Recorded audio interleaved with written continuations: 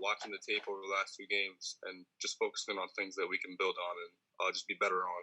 And as for game plan, it's just go 1-0. We can't look in the past right now. We just gotta look forward and look to Maryland this week and just try to go 1-0.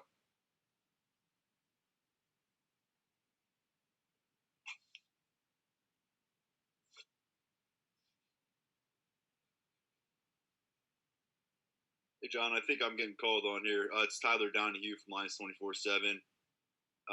Good morning. I know it was a long night for a lot of us, and I'm sure a lot of players too. So we appreciate you guys joining these calls today. Keandre Lambert stepping up into that starting role in the new depth chart, the second true freshman to be starting early on here. What have you seen since he got to campus in January, even without a spring camp? What did he do early on to impress you guys? Wait, could you repeat that? Yeah, sure.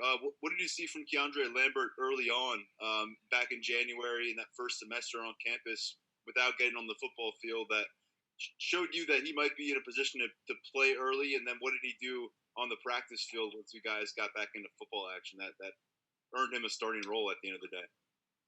So as soon as Dre came into camp, he was making plays.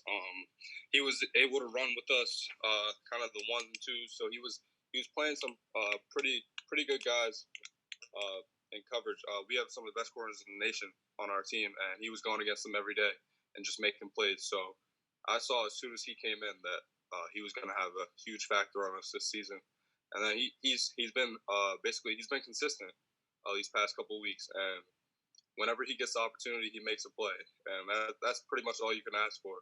And he came in, did a great job knowing the playbook. He's always attentive. He's really attentive. He's always asking questions. He's always just wanting to get better. So you can't ask for much more in such a young kid, and it's honestly just been great having him. Go Giuliano. Good morning, Jahan. We appreciate the time today. I was impressed after the game, you talking about your grandmother, and I just wondered, what was her impact on you in your development as an athlete and as a young man?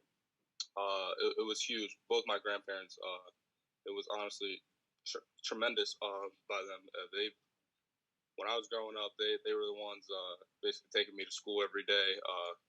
My grandparents are some of the most supportive people in the world, honestly. They have probably, like, I would say 8-9 grandkids, and we all play sports, and they tried to make every single game, whether I was traveling to South Jersey to where I live, Nazareth, Pennsylvania, anything. They were always trying to be there for all of us, and honestly, we couldn't have asked for better grandparents than them. Audrey Snyder. Hey, John, thanks for your time this morning. You've told us a lot that you think Parker Washington's going to be really, really good.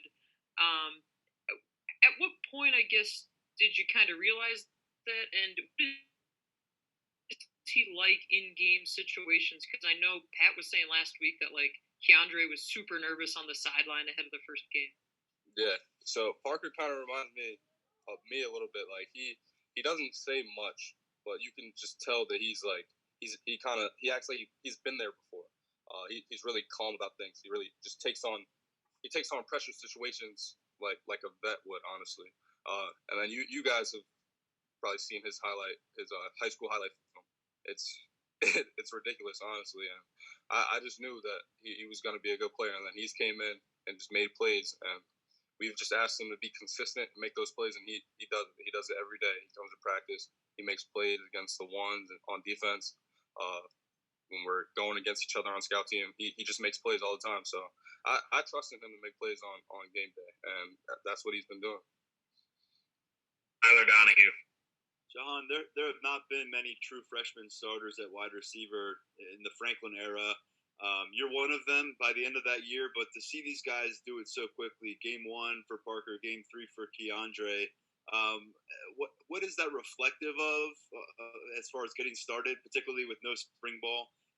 And then additionally, what did you learn the most over your first few games as a starter in your freshman season? So honestly, I would just give the props to recruitment. Honestly, you recruit great guys. Both those guys were great guys coming out of high school, and they recruited them pretty well enough to come here. So I give props to recruitment basically, just because we got such great guys, and they came in ready to play.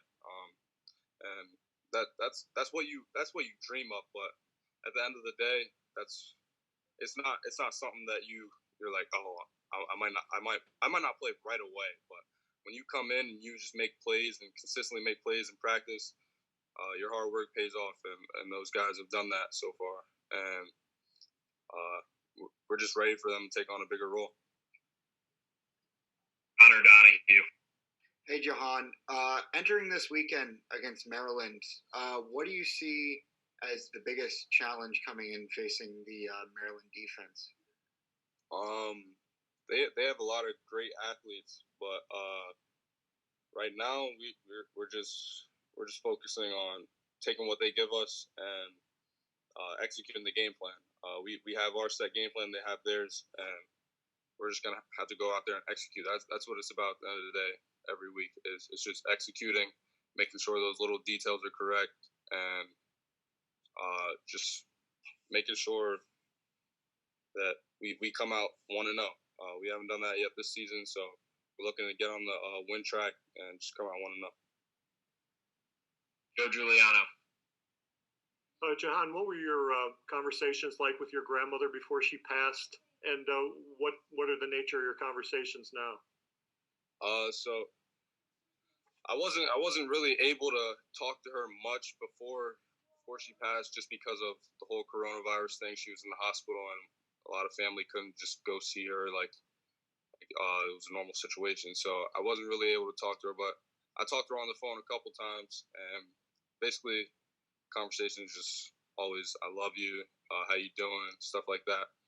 But ever since she passed, she's been with me the whole time, and I just been just asking her to be by my side, just keep me healthy and all those things like that. Look over us, look over the family, and just little stuff like that, and just telling her I love her. Audrey Snyder. Jahan, when you kind of look at this receiving core and the development in it, we all were questioning about it all off season, and you kept saying guys are going to step up. I know they're going to step up. How validating is it for you to see that happen, that it's not just you throughout these two games? It's pretty cool to see, just because I knew what those guys were capable of doing, and when you're able to execute something, when you know that someone on the next side of you can make a play at any time, any point in the game, that's just it's an amazing feeling, just because it's kind of just pressure lifted off your shoulders, that you don't have to always basically be that guy to go to. You have other guys around you that we can always go to, and that's just great for us, and it's just going to make us better as an offense. David Eckert. Hey, Jahan, how you doing? I'm good. How you doing? Doing good, thanks. Obviously, your numbers over the first two games kind of speak for themselves, but I'm wondering, have you learned anything about yourself, during the start of the season, or has it kind of been par for the course for you?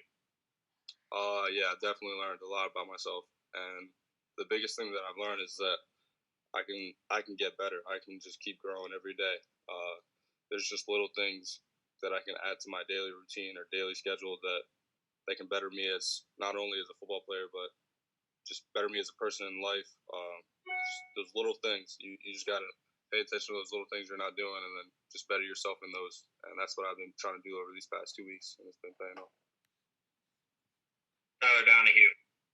Jahan, a few times you've mentioned the importance of KJ Hamler to your early development at Penn State. You both had big weekends. You had a best game of your college career so far. The next day he catches a game-winning touchdown, his first professional touchdown. Was he in communication with you at all over the past 72 hours, or vice versa? And if so, what was that conversation like? And regardless of whether you were talking, what was it like to see him have that successful moment during his first NFL season? Yeah, so I talked to KJ on the phone. I think it was either Wednesday or Thursday night, and he was just telling me, just go out there and ball out. Just basically just leave it all on the field and just ball. That's what you know how to do. That's what you were born to do. That's why you came to Penn State. So just ball, and that's what I did. And then he did the same thing. He was speaking his words into existence. And he did the same thing. Got his first career touchdown. That was just amazing to see. When you see guys that you played with, the brothers that you battled with on the field, you see them succeed at the next level. That's all you can ask for. Audrey Snyder.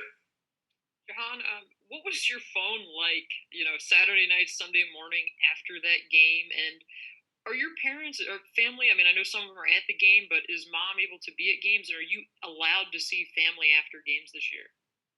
My phone was, honestly, it was insane. I tried to, I honestly tried to respond to everyone as quick as possible, just because, like, I knew that coming into next week we had another game, and I can't be focused on stuff like that. So I tried to respond to everyone, and hopefully I did. But my parents are allowed to come to the games. We're not really allowed to see them after.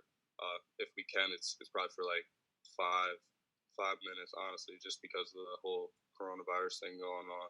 So yeah, it's great to have my parents there. I can always hear my parents in the crowd. It's kind of like I have this little thing to hear them over anyone else in the crowd. So yeah, my parents were there. I had a bunch of family there, probably a couple aunts and uncles. So it's pretty cool to have your family there. Joe Giuliano. Jahan, your team being 0-2 in a shortened season, I would guess that your two primary goals of a conference championship and a playoff spot might have gone away now. What keeps you guys motivated? Just playing for each other. The guys in this locker room, we all love each other, and we don't want to let each other down. That's the biggest thing at the end of the day. We love each other so much, and we want to battle for each other. So just going out to practice every day, making each other better, and trying to win on Saturdays, just going 1-0, executing, doing what our coaches say. That's basically the biggest thing for us. We can't focus on what's down the road. We got to focus on what's right now, and that's pretty much what I've been talking about. Living in the present, not the past or future. Just focusing on your daily tasks. Travis Johnson. You mentioned some of the little things that you worked on in the off season just to get better. I'm curious if grip strength, if that's something that you work on, regularly. I would imagine like that's a key to being able to make some of those one-handed grabs. Yeah, definitely. The rice bucket is huge for grip strength. We have a lot of little gadgets in the weight room that you can use for grip strength. That's always something you should use. It's definitely as a wide receiver. And then I like to just catch little objects. That's one thing I really focus on this all season. Catching like tennis balls and stuff like that. Because if you can catch a little object of football, it just comes way easier to you. So. David Eckert. Yeah, Jahan, I wanted to kind of follow up on the question before you touched on, some of the details that you're trying to iron out to get right. Is there an example that you can kind of provide there?